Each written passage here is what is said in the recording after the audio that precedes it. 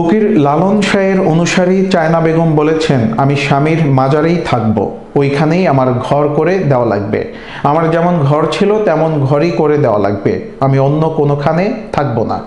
নিজ জমিতে স্থাপিত চায়না বেগমের ঘর ভেঙে দেওয়ার প্রতিবাদে মঙ্গলবার কুষ্টিয়ার সেউরিয়ায় লালন আখড়ার সামনে মানববন্ধন করেছে সাধু সমাজ।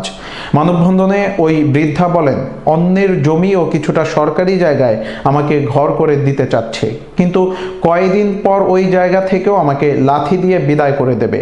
আমি আমার স্বামীর মাজারে যেতে পারবো না, সাধু সঙ্গ করতে পারবো না। আমি সেই জন্যই ওই সিদ্ধান্ত মানতে পারছি না, আমার জায়গায় আমি থাকব।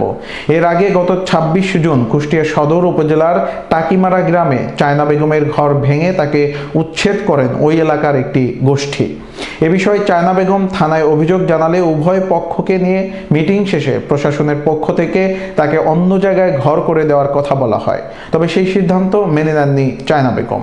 পরে কুষ্টিয়া জেলা প্রশাসক ও পুলিশ সুপারের কার্যালয়ে স্মারকলিপি জমা দেন চায়না বেগম ও তার সঙ্গীরা।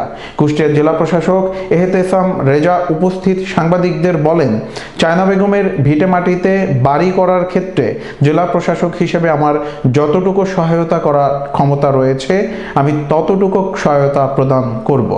চায়না বেগমকে হুমকির প্রদানের বিষয়ে জেলা প্রশাসক বলেন, এ বিষয়টি তদন্ত সাপেক্ষে আইন শৃঙ্খলা বাহিনী যেন ব্যবস্থা গ্রহণ করে সে বিষয়ে আমরা আলোচনা করব।